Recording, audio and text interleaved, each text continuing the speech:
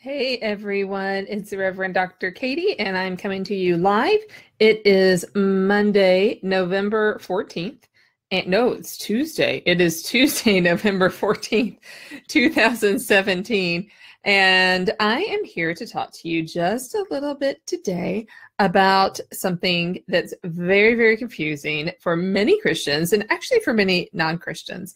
And that is the number 666. And the reason I'm talking to you about that number today is because in the Facebook group, Chakra Healing for Christians, we currently have 666 members. So I thought, oh, this is the perfect time to talk about this number and to demystify it. I've been holding off on adding anyone to the group all day long, so it would be at exactly this number when I talk to you about it right now.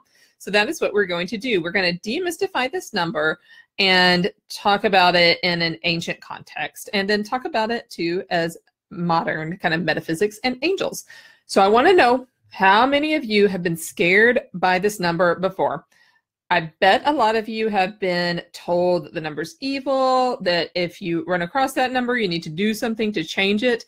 I have a hysterical story about a teacher when I was younger, and I went to Catholic school, so the teacher was actually a nun, and she went to a Pentecostal bookstore to buy something. This is nothing against Pentecostals. This is just where she was to buy the item.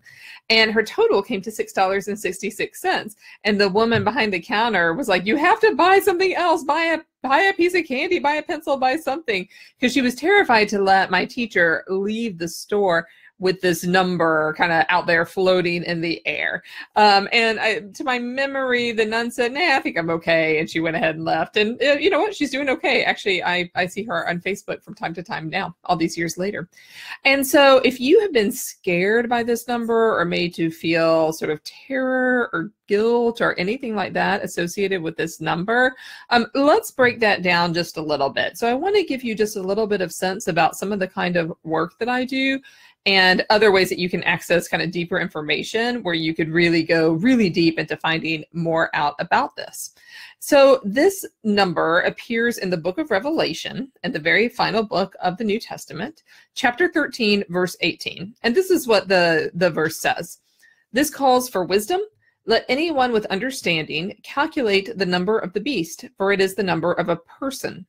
Its number is 666.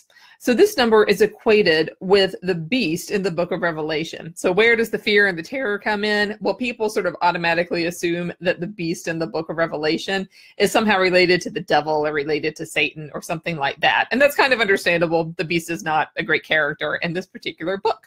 But I am going to give you just a few tips that will help you understand this number. So one, the book of Revelation is written in a code. Almost everything in this book is written in a code. We've broken the code for some of the symbolism in the book of Revelation, but not for all of the symbolism. But for the number 666, we actually do have a pretty good handle on what that's talking about.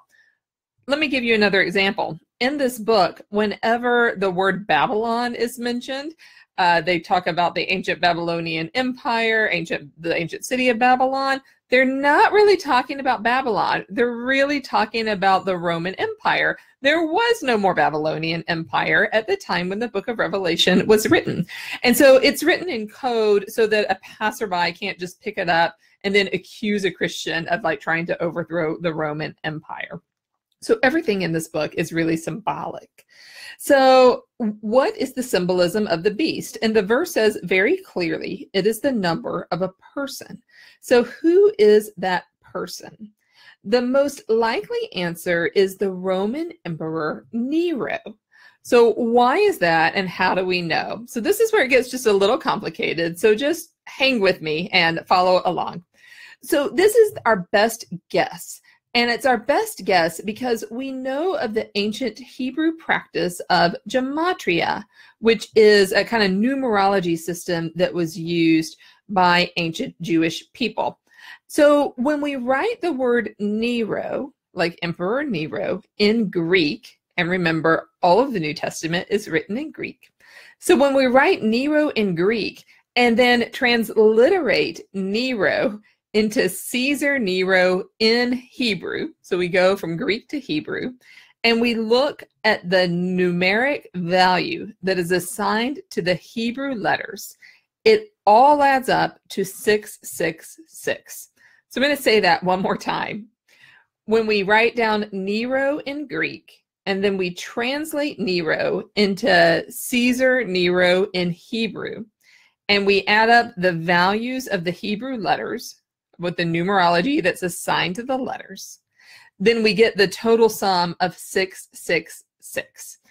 Nero is the most likely candidate for the person of the beast. So really, if anyone's used this number to scare you, to guilt you, to shame you, to promote you into kind of different behavior, you can now answer them with this little tidbit of information. So why would early Christians identify Nero as the beast? Well, his reign was associated with tyranny, with murder, with wild excess. He is also famously known as the emperor who scapegoated all of the early Jesus followers and blamed them for the fire that consumed a large portion of the city of Rome. So some of our ancient sources are pretty biased, so we don't necessarily know that they were telling the truth about Nero, although there's probably a kernel of truth.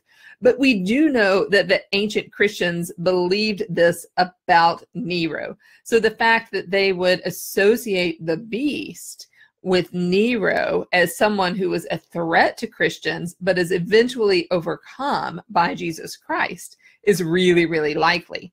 So let's talk about what the number 6 means today in metaphysical terms and in angel number terms. So I've talked about angel numbers in another video, so you're welcome to go back and to look at that as well. I'll post the link for you later on. But 6 in kind of modern metaphysical circles is a number that talks about our life goals and achieving our life and spiritual goals that we're put on this earth to do. And it's especially associated with domesticity and home life and family and love and all the stuff that goes along with that. And that applies whether you're married, whether you're single, whether you're partnered, whether you're widowed. It all applies because your best home is always you, right? It always starts with you. And so when we have more than 1 6 in a row, then it becomes even more powerful. So 666 is really pointing us towards those life goals, towards working on home, material, spiritual balance, and finding that balance and finding that fulfillment. And of course, as Christians, we know that we are called to lead balanced inward lives and balanced outward lives, and finding that balance is really key. So this is really just the tip of the iceberg of this kind of work. If you want to know more, if you want to know more about how to balance your own life, please private message me or give me an email. I would love to talk to you about it more. And I love solving little biblical riddles. So if you have any other questions, send those my way, and then maybe they will be featured in one of these videos. So I hope you're all doing really great. And that's about all I have for tonight. So I will see you next time.